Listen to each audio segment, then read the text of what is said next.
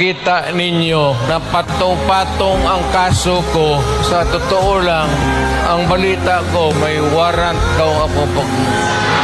Matagal na akong hinahabol ng mga putang ina. Ano man ang kasalanan ko na ginawa ko man ang lahat sa panahon ko para may konting katahimikan at mapayapa ang buhay ng Pilipino. Assuming na totoo, bakit ko ginawa yan? Para sa sarili ko? Para sa pamilya ko? Para sa inyo at ang inyong mga anak sa ating bayan? Bakit?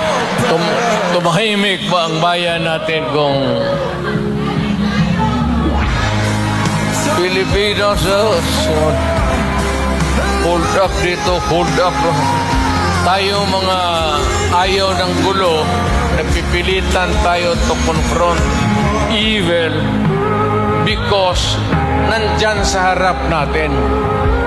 Sino ba naman gustong pumatay? Putang inang yan.